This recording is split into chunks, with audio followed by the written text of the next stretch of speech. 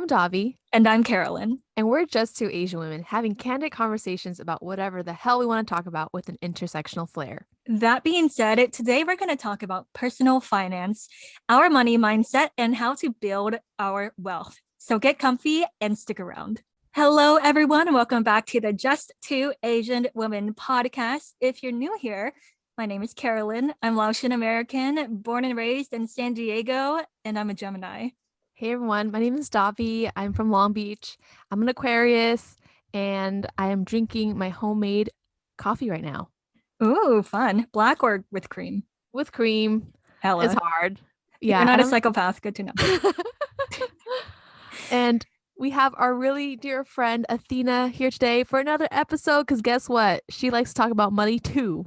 Hell yes. And let's just do a quick promo real quick, Athena, before you jump in, because Athena does run a personal finance, money mindset, blah, blah, blah type of IG account. You could follow her at _talking money_. Davy also has a YouTube account where she talks a bunch about personal finance. Davy Yap on YouTube. Okay, Athena, please introduce yourself. Thank you for that. So, hello everyone. My name is Athena, and another Asian woman on this week's podcast. I just want to thank both of you for having me on here and sharing my point of view on this topic.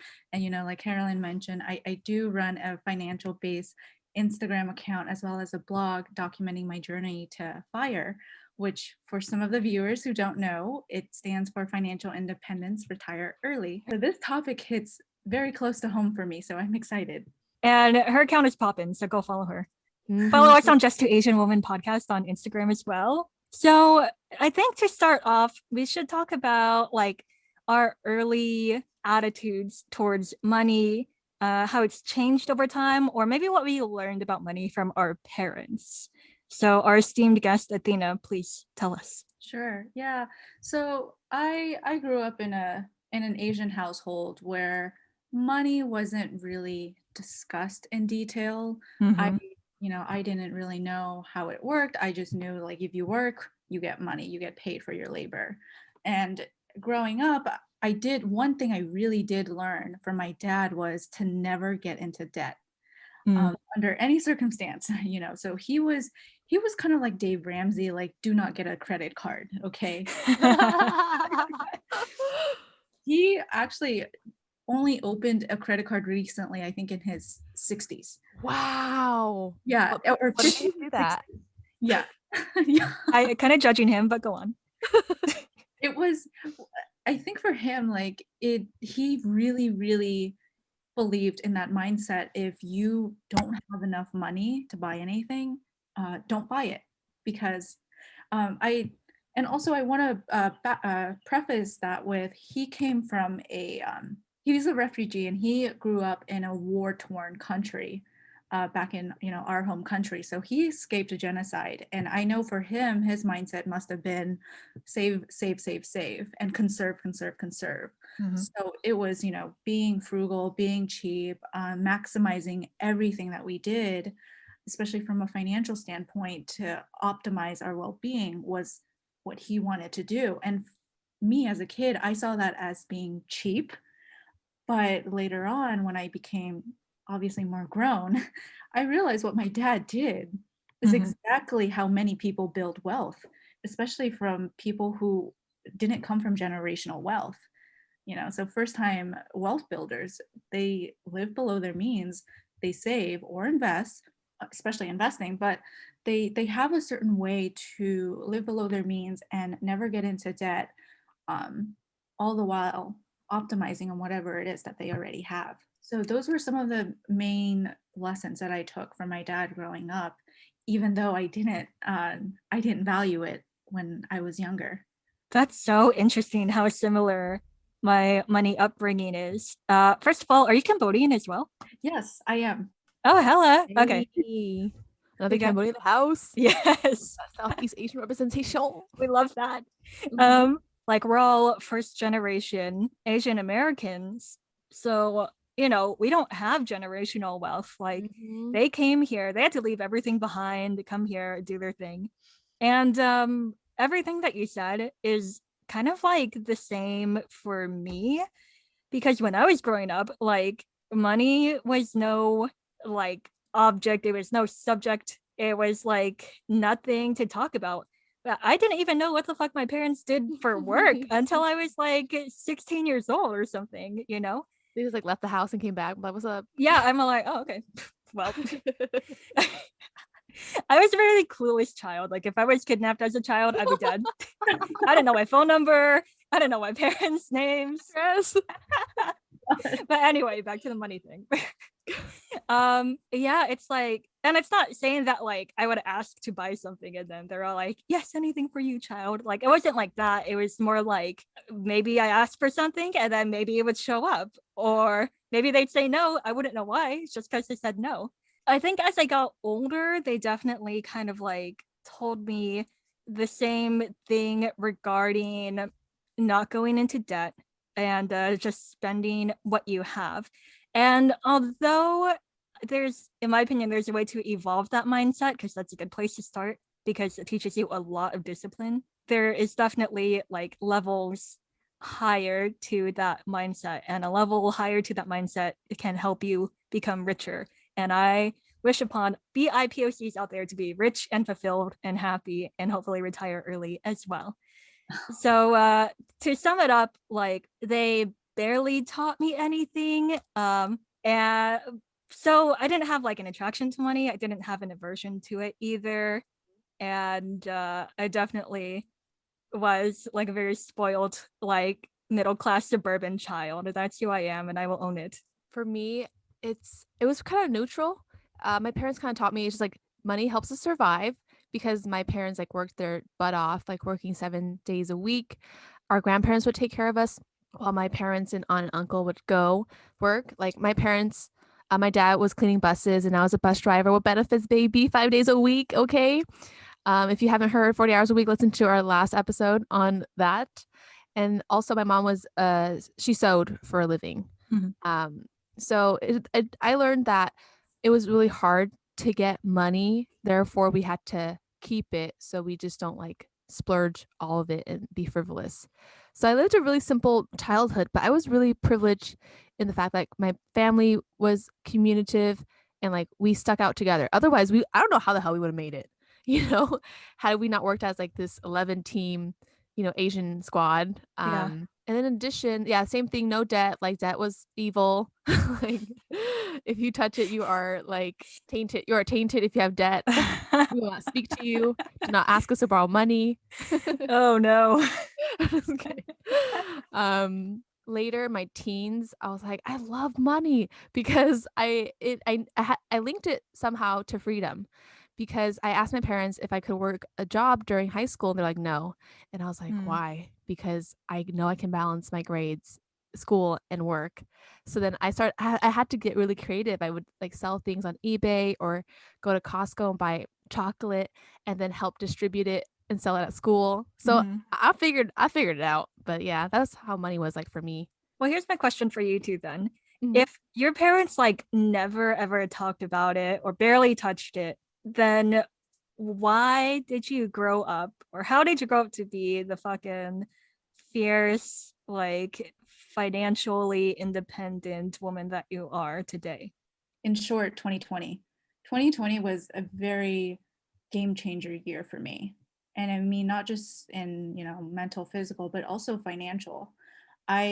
And this was before the lockdown, but I was looking at my spending habits because I've always been a spender and not a saver up until the end of 2019, beginning of 2020. So the, 24, 25 at this time. Mhm. And so I've always been a spender, but I was shifting to a new job, new role, more money. And I was looking at my spending habits and I was just, I think I was just aghast at how much I was spending and how much I was saving. And it just disgusted me to my core because Davy, I think you taught me this, and my mom as well, is in terms of materialistic items, how much of your labor do you have to put in to get that materialistic item you want? And when you put it in that format, it's like, damn, do I really want to buy it? Mhm. So when I started incorporating, all those advices, coming to that realization, I just knew that I had to stop spending on things I didn't value. And this was a decade long formed habit for me for spending. And once I made that mindset change, it was easy to just get rid of that habit. It was easy for me to dispel that habit and move on to better habits of building wealth through saving and investing in the stock market, through living frugally, spending less than what I earn and investing at the difference. So it came with a realization, and then it snowballed and compounded into something bigger. Yeah. I like that. And I think having or like accepting the conversation about personal finance helps too, because like you already had that little inkling in your mind, and then Davy posted a video about like where your money is going, and then you're all like, where is my money going? You know? So I think that's great, because eventually, or well, not everyone, but I hope that most people will eventually have like a money epiphany. And Yeah. the epiphany being that like you can actually like be rich. Like you could have a lot of money. Whatever your definition of rich is, like you can. There's a really high chance that you can be a millionaire in your lifetime. I don't want to self-promote, but I did make a post on my Instagram, and the title was how I save and invest money living on less than a 6-figure salary. Because there's so many people, you know, making, and I make average amount of money living in Southern California, and there's so many people who are just, you know, like, I can't invest, I don't have enough money, this and that, I need a 6-figure salary. And it's like, no, you don't. And let me tell you why. You know, Exactly. But okay, before I give my thoughts on that, Davy, how are you able to become like a fierce money person? Go. Yes. Okay. So it first came with like I was like in my early 20s and I was thinking about retirement. I was just like trying to do some math in my head. I was like, all right, if I'm just only saving, because before I didn't know shit about investing, right? I was like, all right, if I were to save like, I don't know, $10,000 for 40 years, it will be like $400,000. Yeah, yeah. Uh-huh. And I was just like, that doesn't seem like a lot to me. To live off, because who knows, I might live until I'm 100. So let's say I retire at 65, like is that $400,000 really going to cover me? And I was like, in my head, I was like, no, it's not adding up. Like, and I was just like, how do I get rich? Throughout my college experience, like a lot of my guy friends talked comfortably about investing and, you know, stocks. And I was like, the fuck? I was like, why is I realized it was culturally normal for guys to do that, but not for women. And I looked it up and I was like, is why do women invest or something like that? And then, and then it brought up like, are women allowed to invest? I was like, why? I think I typed in like, why do guys talk about investing so much? I go, or something like that. I was just peeved because I didn't understand. So, and then it brought up an article about how like there is an investing gap between men and women, and I was pissed about that. And I was like, no, women should invest just as more than men, you know. And like, not that it's nothing is stopping them. So, from like a very feminist standpoint, I was like, no, I deserve this money too. So that and that kind of like launched me into more research, and that also snowballed. And what finally got me to invest was I was student teaching and I observed a teacher. She was going over the stock market crash that day. The stars have aligned, and she went over what stock is. And she was like, my husband works at Qualcomm. You should buy some stock in Qualcomm. And I was like, okay. And I did. It went up. Oh, But I did no research. I just took her word and I was some insider knowledge. exactly. I'm just kidding. Don't arrest me. Yeah. So that, you know, that was all. By the way, that's not a good habit just to buy stocks just because someone else tells you to. You should do your own research. Very true. But that's what launched me into like this investing, like learning about it every day. And I was just so hooked. Yeah, I feel like for me, it's very similar to what Athena and Davy said. Like one day I sat down and I was thinking about my future. You know, I have a fiance. We've been together for like 7 years, and we want to have like a house. We want to have kids, and we want to live like a good life. And look, I like the finer things in life. I want to be comfortable. I want to be a little bougie. And I'm like, what? That's possible, but what do I need to do that? I ran the numbers, and I'm like, whatever I'm doing now, that shit's not gonna work. Like I need to get rich. And how Quick. I need to get rich right now. I'm just kidding. And ways to do that is like, investing in the stock market. We'll talk more about that later. But for me, that was my money reckoning, if you will.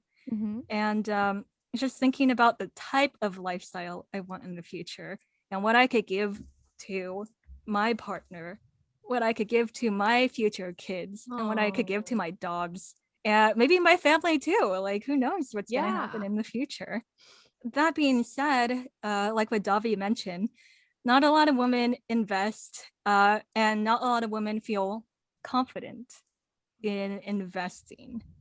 But I would challenge women out there, or non-binary people out there, and men too. Sure, you could be part of the conversation. Um, to like challenge the perception that you'll always be what you are right now, because there's more money out there, and more money is more freedom and more power to you. Yes.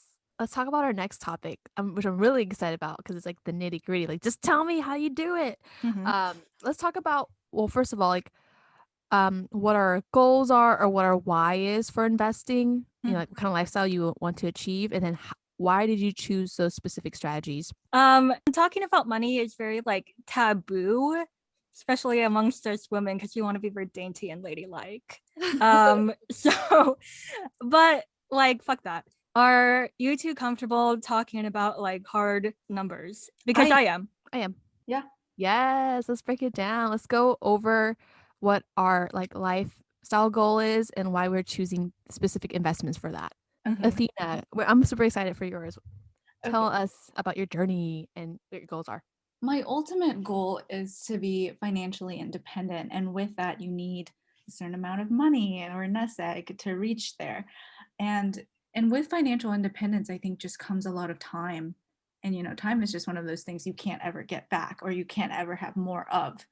So that's one big reason for Can I why. ask, like, what is financial independence?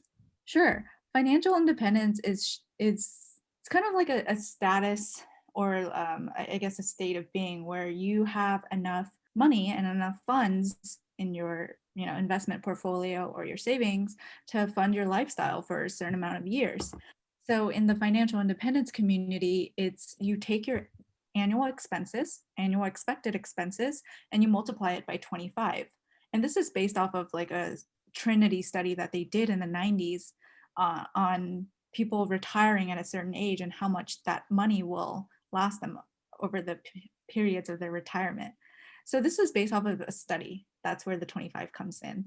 So you take your annual expenses, you multiply it by 25, and whatever that cranks out, that's your financial independence number. That's the number. Once you reach it, you can technically, quote unquote, retire from your job and live a slower paced life. So, for example, if you spend $40,000 a year and you multiply it by 25, you're going to get $1 million.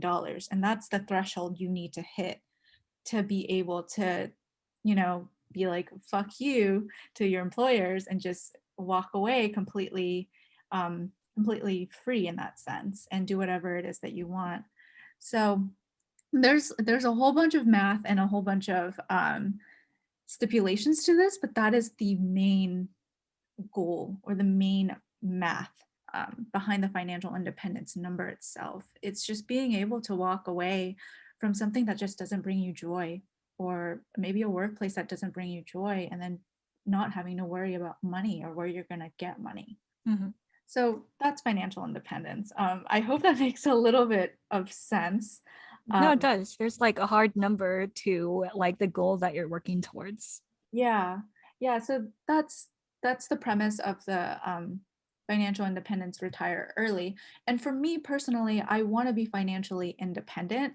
I want to be able to uh, do the things that I love doing. I don't want to just work just to get money. I would like to do a work and something that I'm passionate about. And sometimes, passion doesn't pay. Passion does not pay the bills. So it would make more sense to just work maybe 10 years and then retire at 35 and then spend the rest of that just doing my passion because I have enough money to fund myself. Oh, Yes. wow. That's really early, retiring at 35. Can you talk about what strategies or how that's even possible? Sure. So the retirement in 10 years, it goes back to like my annual expenses times the 25. And the strategies that I'm using to get there is just to try to increase my savings rate. So the higher your savings rate, the quicker it is you'll get to your retirement years.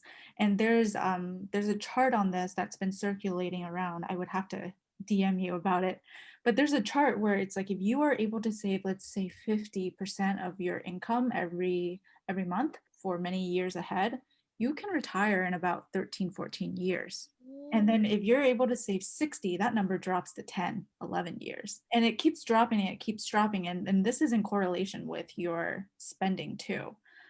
So if on average for me, I save around 55 to 65% of my income every month for the past year.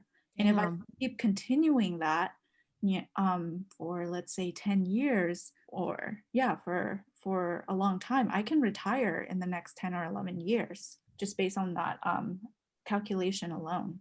So the strategy is just to increase my savings rate. To do that, I need to increase my income. Mhm. So I need to increase my income. I'm thinking of also living frugally. I think being able to cut back on what I don't value and what I don't need was a game changer in my expenses, because I went from, maybe spending 25, 26,000 to like 19,000. And that $6,000 difference in invested in the stock market can go a long way, Yes. compounded over a decade. So living frugally, cutting back on expenses, increasing my savings rate. Um, those two, I know it sounds simple, but I think it's just one of the most effective ways for everybody to emulate. It's just one of those strategies that I think a lot of people can do and can successfully reach their goals. A lot of rich people live a frugal lifestyle, and that's why they're rich. But a lot of people, I feel, want the aesthetic of being rich. But Yes. that is not attainable unless you are a multimillionaire or a billionaire, which I would not encourage, because you can't be a billionaire without destroying countries, destroying families, and killing some people. Yes. My hot take about that. But be a millionaire, please. You could do that. And I love everything you said. Like, essentially, save and invest that money so that you can grow your money. And like, if y'all are out there who are listening, you don't know anything about investing, you don't know anything about money, which is fine. We all have to start somewhere. And you're thinking like, wow, retiring after 10 years, that's a goal I can't do. Okay, well, whatever your money goal is, like, make it and you can attain it. And the biggest myth that is a fucking lie that is out there is that you need a lot of money to build wealth or start investing, and that is not true. You could put $5 into your investment portfolio and it will grow. Like, is it gonna grow as fast as you want? Probably not, but it's something. And the fact that you're building that habit, that's the important part. Carolyn, I want to hear how you invest, and you kind of talked about like what you want in your future. So, what is it that you're putting your money in? Right now, to give you some hard numbers, I work 40 hours a week. I make $25 an hour at my environmental analyst job. So a year without taxes is like, oh wait, I think a better number is that I make like 1,300 every 2 weeks after taxes and blah blah blah is taken out. So 2,600 ish a month. I put 500 of that into my investment portfolio, which is currently managed by a financial advisor at Edward Jones. But you don't have to go out and get a financial advisor. We were actually just looking over our portfolio, and there's a lot of mutual funds, which I don't like. That's a lot of technical stuff. Basically, there's mutual funds, index funds, which is a type of mutual fund, or ETFs. And essentially, I want index funds. I don't want mutual funds.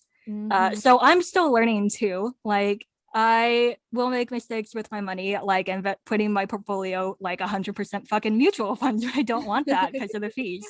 Anyway, I also have a separate investment portfolio at Elvest, which is another like robo investor site. And I put $100 in that. So I suppose you could say I'm more of like a passive investor because I don't go out and buy the ETFs or index funds out on my own. Like there's a curated algorithm or a person who does that for me. I do kind of want to change that in the future. For So sure. I'm going to go out and read some books, read some articles, all that Yay. stuff. And I also have a 401k with my company. Oh, Yes. I'm And so excited for you guys. thank you. But if you don't have a full-time job, like go out and get a Roth IRA, which is another type of retirement investment account, which like if you watched any of Davy's videos, she's like pounding that into your head. Get a fucking Yeah. Roth IRA as you should, as Davy should, because you should get a Roth IRA. It's a retirement account. And I save up my money like from like October to like January time. And then after I finish my taxes, I dump the maximum Roth amount into my Roth IRA. So that's all of my investments right now. And I don't buy individual stocks. I prefer index funds or ETFs, which is a collection of individual stocks. Mhm. Awesome. That's so cool. And I'm happy you're like really checking with your financial advisor because, they might get a little commission or a big commission. I know. Your I mutual funds, yeah. do. And that's all good because it's, you have been with them for decades, so you Mhm. still have a lot of money you can still make. I'm very similar to Carolyn and Athena's. More towards Athena's type of investing. Like we're pretty aggressive. um, there's something called FIRE. I think we went over it already, but just a heads up, it is financially independent, retire early. I am interested in it. However, I don't really know at what age yet. I did calculate my nest egg might have to be like $1 million to $1.2 million, but I'm still trying to figure it out. And I'm pretty conservative. So like I want to make sure it's more money than I need. So I don't like Mhm. die when I'm 70 or 90, because I'm like my nest egg's wiped out. But anyway, just to give you guys a little rundown, as a sub, I'm making $240 a day before tax. So in a Mhm. month, I'm making about 3,000 ish a month. Mhm. And again, I live on my means, so I live with my parents. I pay rent like 250, but everything else that it goes to bills, and then I put 500 in my Roth IRA, which is basically you put money that's already been taxed in there, and it actually grows tax free. And then when you retire, you take it out tax free. So I'm maxing that out. I just opened an IRA because unfortunately I don't have a 401k. So I'm throwing money in there. A lot of my money is going to my brokerage account with Vanguard into index funds and ETFs. And then occasionally I'll buy more stocks. So if you guys want to know the juicy stuff, I have like Qualcomm, Apple, Tesla, like really big companies, but also a lot of tech too. So Athena inspired me to buy Square. Yeah, Yeah. I love them. They're Yeah. probably the only individual company I really, really like. Yeah. Like Square, like, processes a lot of different money, and are they already processing cryptocurrency? I think that's Cash App. Oh, that's Cash App. Oh, okay. Yeah, which Yeah, is a subcategory of it's all Jack Dorsey's company. So for sure. all good. Yeah. So I have that. I also have some real estate stocks because they pay really good dividends. Yeah, so my strategy basically is to save as much money as I can. Sometimes I'm saving 60 to 70% just because I am paying so little in like rent and bills. I don't really spend much. So yeah, I'm just super excited because I just feel like I'm in control. I know the path I'm taking and I'm rich. Like, Mhm. even now for myself, if I wanted to like take a year off, or sorry, half a year off maybe, to like Southeast Asia or like Central America, I could do that. Fuck Mhm. yeah. And I love that shit. Like I love being a free spirit. Yeah, I like that too. It's like so relaxing. It's Mm. like, you know what? I could quit, but I'm not going to because this is tolerable enough, but I could.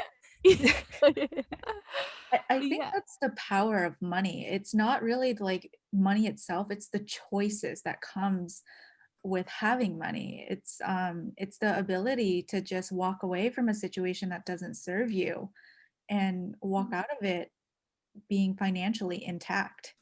And that's Mm-hmm. why I really, I really do enjoy this journey. And I realized I didn't even give my hard numbers or my That's investment. okay. Yeah, go for it.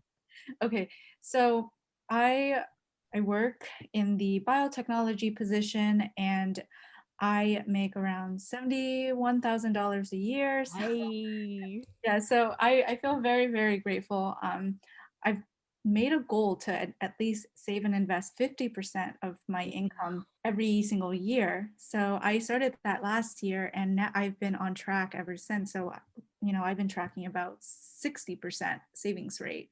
Uh, Wow. and a Hell lot of that yeah. money, yeah, a lot of that money goes into my stock portfolio. So a lot of it is index funds, passive investing, VTI, S&P 500 type of stocks. I've also Mhm. started to diversify into real estate, so REITs, Cool. small cap value ETFs, a little bit of crypto, just a little bit of diversification here and there, and a little bit of individual stocks, and That's as well as treasuries and bonds. So it's a range. My mhm. investment portfolio is a range, but a large majority of it is in I'm trying to make it into index investing. For sure. And Athena, just for some of our listeners who aren't as like um, financial savvy, can you explain like what an ETF is and what kinds you buy? Just kind of just some of those key vocab words you just threw out there. Sure. So an ETF is an exchange traded fund. And like Carolyn mentioned, it's just a basket of funds. So imagine, a gift basket that they have at Ralph's or Vaughn's. Imagine that with all of the stuff in there. That's kind of like what an ETF is. It's Mhm. just a basket of, depending on what type of ETF, like let's say the most popular one is VTI, which is Vanguard Total Market, I believe. Mhm. Yeah, Vanguard Total Market. So that is just all of the publicly traded US companies in one basket. So let's say Mm. 3,000 plus companies in that one exchange traded fund. So it's diversified in that way, where if one company fails or it's not doing well, you have 3,000 other companies that are bearing the burden or that are holding it up. And that's why a lot of OG fire individuals advocate for ETFs and index fund is because they're relatively safe. They have pretty solid returns over the years. They keep up with inflation, and you don't have to do so much research and work, just because it's diversified in that sense. Mhm. So it's just a basket of funds, and an example is BTI, which is with Vanguard. And so I do invest in Vanguard. Each broker has its own version of a ETF or Mm. a total market fund. So with Fidelity, I believe it's FXAIX. That is more so the same. It's just under a different broker. All it does is it just pulls together all of the publicly traded companies into one basket. It moves with the way that all of the companies move, and the Mhm. direction will be different depending on the day, the economic situation, etc. And then I heard you throw REITs in there. Athena, can you tell us what REITs stand for again? Yeah, no, you got it right. It's real estate investment trusts. And Okay. yeah, for folks who don't want, who don't have enough capital to buy their own actual physical property, REITs are one of the best ways to invest in real estate, because you get to invest in the real estate market, get exposure, without having to deal with the cons of owning a physical property. Mhm. And the thing with REITs is that I believe they are mandated. Those companies are mandated to pay out a certain amount of dividends, and dividends are just money back to the investors. They're mandated to pay out a certain amount of dividends to the investors every single month or every single quarter, just because they're real estate. So they're going to have a steady flow of cash or income flowing in every month from their tenants. And most of that money is going to also go back to the investor. So REITs are definitely a good way to diversify and to add diversification to your portfolio. I wanted to ask both of you a question. When was your like first moment you realized, oh my God, I'm making pretty good return or I'm making money from my investments? Like this is really working. When did you get that moment, Athena? Yeah, it was, I started investing very early 2020. So right before the stock market crash. And Ooh, lucky. I bought, I bought, I Or put individual stocks because I had no idea what index funds and ETFs were at the time. And by the way, I just want to preface this, YouTube is the best free educational content out there. So yes. I highly, highly recommend it for anybody watching who wants to get started. Please go on YouTube, search of investing basics. Anyways, I didn't research, but through word of mouth, I did buy NVIDIA, AMD, and Tesla. Yes, And that's my PC. That's my yeah, CPU, baby. Hmm. all tech heavy stocks. And I bought it right before the pandemic and then it crashed. Oh, wait, never mind. Not lucky. Sorry. But then the crash happened for like 2 months, but afterwards the returns were crazy. I just remember looking at my returns and I'm like, what? So this is what passive income feels like? This is how rich people feel like when they have passive, like money making money. I Yes. yes, your dollars are your bitches, and they working for you every day. It was right after the stock market recovered where I was just like, wow, I'm actually like investing is actually like, why did I not discover investing? And I wanted to like throw out there, Athena was telling me like her beginning of her investing journey. So like her perception of like returns on her investments was like a little skewed. She's like, I'm only getting like 30% ROI. And I was like, Athena, that's a lot. Yes, it's it's very skewed. But you know what? I've come to realize that I should be very thankful because A, I'm keeping up with inflation, and B, I'm, 30% even is just, it's enormous. Hmm. 30% is over a long term. I mean, would be great, but that might not be realistic because, there's economic downturns in the market. That's something I need to factor in too. It's just 30% because we've had a crazy year. I need to fall back down to the ground and the investment returns were great, but I need to come back to reality. And I want to touch on like the stock market's crashing fear as well, because I feel like a lot of people like never want to invest. And when you invest, it means you're in the stock market because they're like, oh, but what about the Great Depression? What about that time in 2008 or some shit? Hmm. And it's like the stock market always comes back. Like it's going to crash every like 10 or so years because that's what it does. That is just what the stock market does. But when you're investing, in my opinion, you should be investing for the long term. Hmm. So I'm not giving advice for short term day trading investors. I'm talking about like 5+ years at the least. Hmm. You should be investing. And I guarantee you that you will get a return on your money because research over the past 93 years of the US stock market, the annual average of return is 9.8% of your money versus like putting your money in a savings account where the like interest is 0.09%, which is literally nothing. Yeah. Yeah. Thank you for providing that context. Like 2% is inflation, right? So your money is not worth the same amount next year. So Mm-hmm. that's why we're investing. Um, Carolyn, what was your first like exciting moment when you're like, oh my God, I'm making money off my investments? Yeah, honestly, it was when I was like dumping money into my Edward Jones portfolio account. Like we opened it in October 2020, and then we got our end of year report in like January 2001. And Tito and I, it's a joint account. So Tito, who's my fiance, and I put like $10,000 in there. And then the Damn. return was like around rounded up like $600 just Hey. for that couple of months. And that's like doing nothing. That's me getting $600 for sitting on my ass watching Criminal Minds every day that's $500 of me being an idiot with 100% mutual fund portfolio. And I still got $500, you know? And it's like, I feel like a lot of people are worried about losing money. Like, even though I have a dumbass portfolio full of mutual funds, I still made money. But I understand that I can make more money. So my money journey is just always going to grow.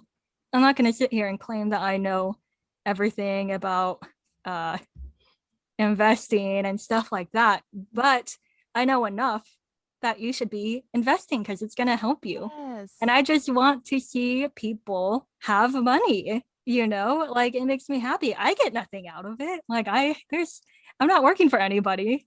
And it reminds me of when I was telling my brother he should get a Roth IRA. And he was Oh like, yeah. no, I don't want to.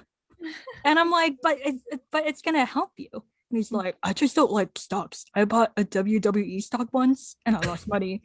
And I'm like, oh my fucking God. And he has a retirement account, like with his full-time job. So he's already in the game. Anyway, that's just me complaining. Or like when people give like bad advice. I'm gonna shit on my parents again. I always do that. I'm sorry, mom and dad. It wouldn't be a JTAW episode without Carolyn. Okay. Shitting on her parents. Oh my God. They're fine. They're not gonna listen or they could take it. Anyway, I remember they were like, no, don't invest. And I'm like, what the hell? And they're like, the stock market crashed and we pulled out all of our money. And I'm like, oh my Ooh, that's God. the last thing you want to do. I was like, why the fuck would you do that? And they were like, we're losing money. And I'm like, oh no. I felt bad for them. Look, maybe they like legitimately needed the money for something. I don't know. So they couldn't like have it sitting there. But I was just like a dagger to my heart because that's like what you don't do when the stock market crashes. But anyway, so I really encourage you all to invest because, like I said earlier, I wish economic prosperity for all of my minority people out there. And you could have it too, like you can. Exactly. And I always wanted to also add that investing seems scary, but honestly, the more you like study investment, it's really the ideas behind investing is really simple, you know? So as long as you get started and just, try it out. Like the first successes that I had with my investments were when I bought Qualcomm and then I held it for months and it increased and I got dividends out of it. I was like, oh my God, this is so cool. Like I'm only getting like $1 dividend, but that's, or like, but that's kind of a lot considering the percentage. And then the second bigger one was when I was investing in the VTSAX Vanguard's total stock market index fund. And I, over like a few months, like 5 months, I got like 20% return. I was like, holy cow, this is so much. And of course that might, dwindle down as the years go by, but that's okay. I just was so excited. And we always say this, but if we can do it, like you can do it. You know, I'm a fucking idiot and I don't invest. I didn't even know women can invest. No, just kidding. No, I'm kidding, you guys. Please, like for me too, especially our community. We're talking in our episode of the Asian violence that Southeast Asians tend to make a lot less than other like East Asians, for example. And I feel like for me, it's like I don't want to say it's my duty, but I really want my community to thrive and my friends to thrive and for us to lead fulfilling and great lives. And money is a tool and it will help us get there. Exactly. So some closing thoughts, do your research, go on YouTube, like Athena said. I would say to like get your money mindset like right. Because if you have a shitty one, there's like a high percent chance that you will not make money. I love Rich Dad Poor Dad. So if you're like completely new to personal finance, like you literally don't know anything and you're not disciplined, Rich Dad Poor Dad. I recommend researching, reading, YouTube, watch my YouTube channel, Davy, and just like maybe even ask some of your friends and family who are already investing. I'm sure they're happy to help you. Oh yeah, I wanted to bring that up too. Like, please conversate with your friends.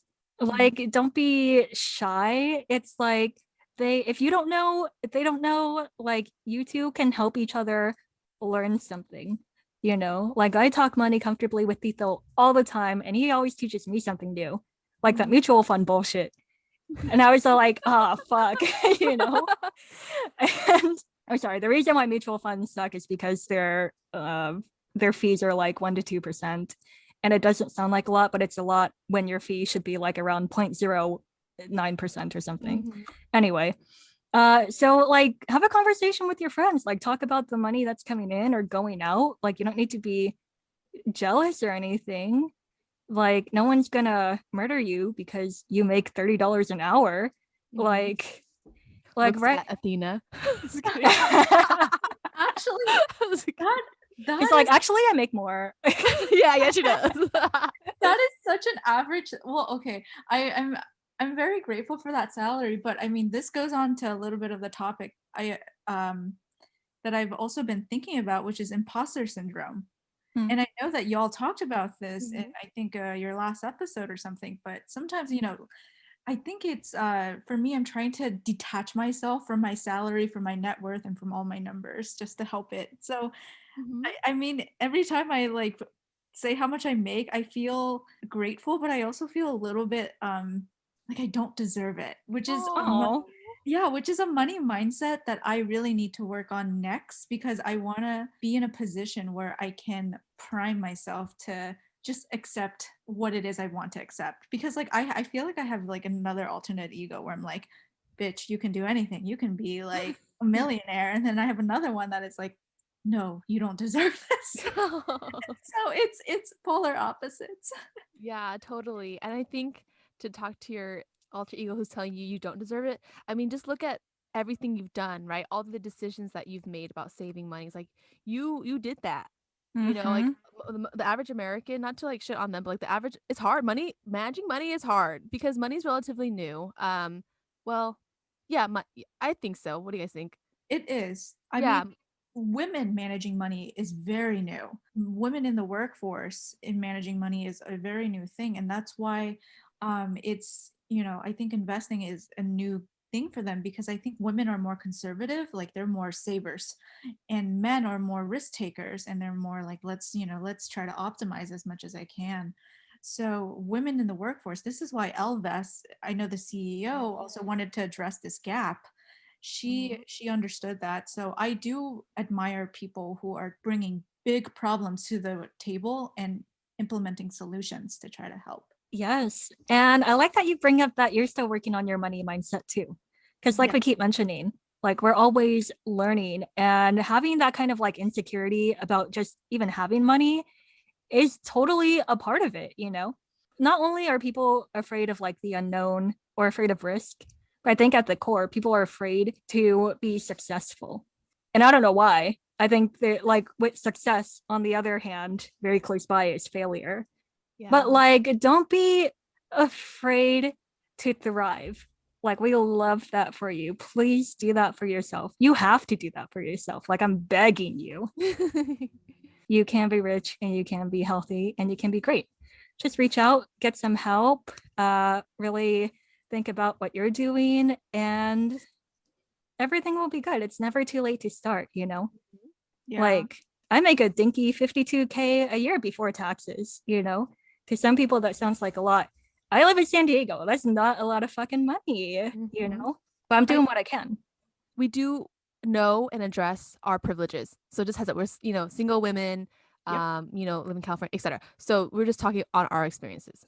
I agree with that 100%. And I also wanted to circle back to what I was mentioning earlier in the podcast that we three of us are all making average incomes for Mhm. our age. And also, we're all making incomes less than six figures. Mm-hmm. So we, like Davy said, we do have privileges in place, but we don't come from a background of generational wealth. Mm-hmm. We're barely learning how to save and invest and optimize our own financial situations now. Or I mean, maybe, yeah, now and going forward into our future. So it's very feasible no matter what income you're at, no matter if you have kids or whatnot. Try to get your mindset. I think my biggest advice, and I've always been saying this in the past year, is set yourself up to win. I mean, if for me, winning looks like saving 50% of my income. Mhm. Winning for you could be reducing $200 $300 a month. set yourself up financially in a way to win every single time. Set yourself up to crush your goals. And I think if you can put those implementations in place, and don't compare and contrast with other people, because they got totally different situations. Yes. So if you can set yourself up to win on an individual scale, I guarantee you that money will stretch so much farther than you think it can. I mean, it's allowing yourself to think openly about what cutting back $200, $300 can do if you put it in an investment vehicle, for example. So think long term, live frugally, don't be afraid to stop learning, and don't be afraid to challenge certain norms in place. So I think those are my biggest thing. And obviously, please set yourself up to win financially, mentally, physically, etc. We're going to wrap up today's podcast here. We want to hear from you. What's your money mindset? Do you invest or want to invest? Message us at justtwoasianwomen@gmail.com, comment on YouTube, or DM us on JTAW podcast on Instagram. And you could find us on Spotify, Anchor FM, and YouTube. Thank you so much for listening to our podcast. If you enjoyed it, please share it with your friends. That would be awesome. You'll hear from us again next week. Again, my name is Davy. And I'm Carolyn. And we're just two Asian women. Sorry, I jumped the gun on that one. No, it's okay. No, I was following your mouth. Bye, everyone. Bye.